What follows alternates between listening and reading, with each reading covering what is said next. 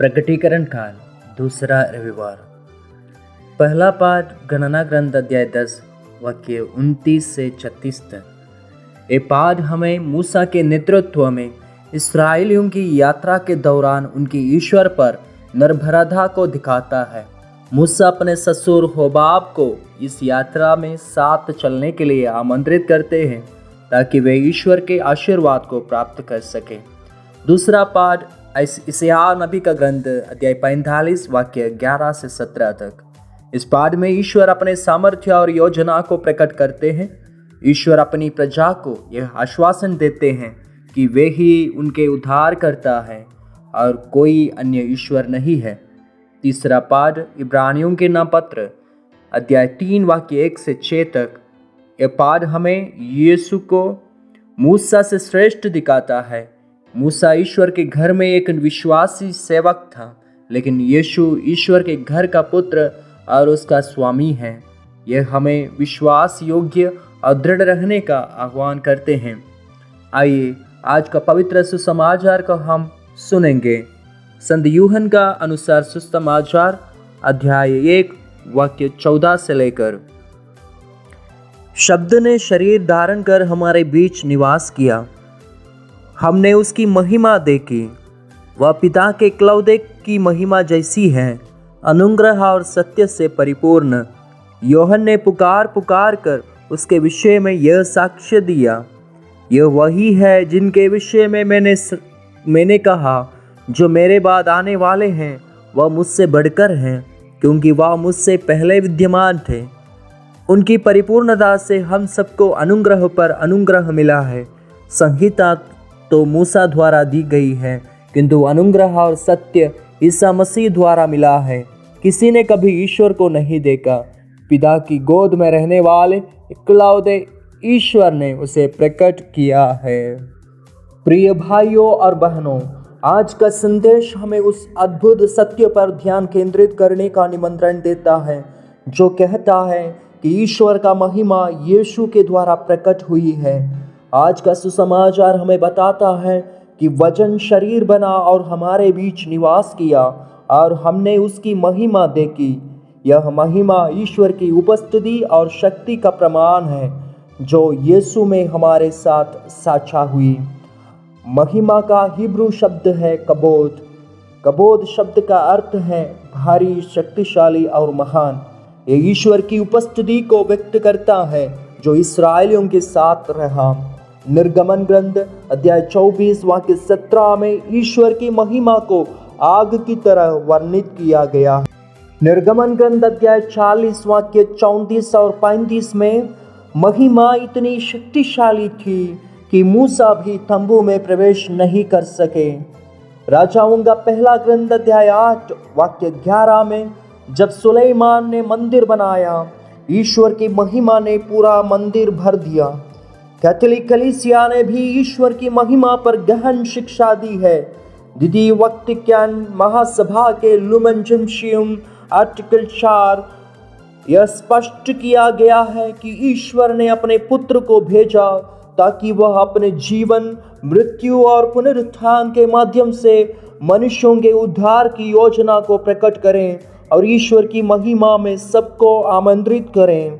यह हमें याद दिलाता है कि यीशु के जीवन का हर पहलू, उनका सत्य और अनुग्रह ईश्वर की महिमा को प्रकट करता है।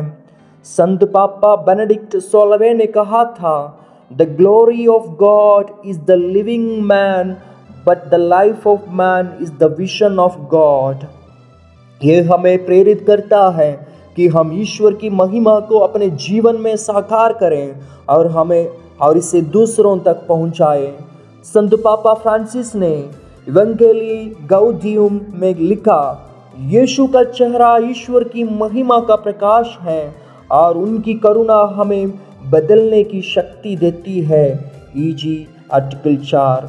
इस प्रकार जब हम यीशु के पास आते हैं तो हम न केवल ईश्वर की महिमा में सब भागीदार बनते हैं, बल्कि इसे अपने परिवार और समाज में फैलाने का उत्तरदायित्व भी उठाते हैं।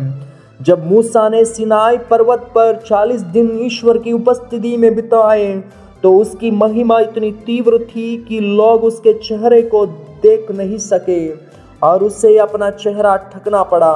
यह घटना हमें बताती है कि ईश्वर की महिमा पवित्र, शक्तिशाली और परिवर्तनकारी है। यसेकिएल नबी का ग्रंथ अध्याय 10 वाक्य 18 और 19 एवं अध्याय 11 वाक्य 22 और 23 में हम पढ़ते हैं कि ईश्वर की महिमा मंदिर से बाहर निकल गई और जिस प्रकार यसेकिएल नबी ने दर्शन देखा उस प्रकार प्रभु यीशु में वह महिमा लौट आई। यीशु ही ईश्वर की महिमा के जीवित उदाहरण है। रोमियों के नाम संत पौलुस का पत्र अध्याय 8 वाक्य 3 एवं इब्रानियों के नाम पत्र अध्याय 2 वाक्य 14 में बताते हैं कि यीशु क्यों आए। पाप और मृत्यु को हराने के लिए। इब्रानियों के नाम पत्र अध्याय 4 वाक्य 15 में स्पष्ट होता है कि यीशु ने मानव जीवन के संघर्षों को जिया लेकिन कभी पाप नहीं किया। जब मनुष्य ने पाप किया तो उसने ईश्वर की महिमा में अपनी भागीदारी खो दी, लेकिन यीशु हमें यह भागीदारी वापस लेने आए। उन्होंने न केवल सत्य को प्रचारित किया बल्कि उसे अपने जीवन में जिया। सुसमाचार हमें बताते हैं कि यीशु में महिमा सत्य और अनुग्रह के रूप में प्रकट हुई। यीशु ने सत्य को प्रचारित किया और सत्य को जीने के लिए उन्होंने अपने प्राण तक त्याग दिए। पापियों के प्रति उनका प्रेम, दया और करुणा उनकी महिमा का प्रमाण है। उन्होंने पाप को घृणा की लेकिन पापियों से प्रेम किया। आज का तीसरा पाठ इब्रानियों के नाम पत्र अध्याय 3 वाक्य 1 से 6 हमें याद दिलाता है कि यीशु मूसा से भी महान है। मूसा ने हमें कानून दिया जो व्यवस्था और शांति बनाए रखने के लिए था, लेकिन यीशु ने सत्य और अनुग्रह के माध्यम से हमें पाप से मुक्ति और अनंत जीवन का मार्ग दिखाया। कानून केवल पाप को दंडित करता है, लेकिन यीशु का अनुग्रह पाप के पीछे के कारणों को समझता है। वह पापी से प्रेम करते हैं और उसे अपने पास बुलाते हैं। यही महिमा है ईश्वर का प्रेम जो हमें बदल देता है। प्रिय भाइयों बहनों, आज हमें यह महसूस करना चाहिए कि यीशु ने हमें ईश्वर की महिमा में भाग लेने के लिए बुलाया है। हम पाप में थे लेकिन यीशु ने हमें गले लगाया। वह चाहते हैं कि हम भी सत्य को जी, हम पाप से दूर हो जाएं और अपने जीवन से ईश्वर की महिमा प्रकट करें। ईश्वर की महिमा जो यीशु में प्रकट हुई हमें यह याद दिलाती है कि हमारा ईश्वर प्रेम, दया और करुणा का ईश्वर है। आइए हम भी सत्य और अनुग्रह के माध्यम से अपने जीवन को महिमामय बनाएं।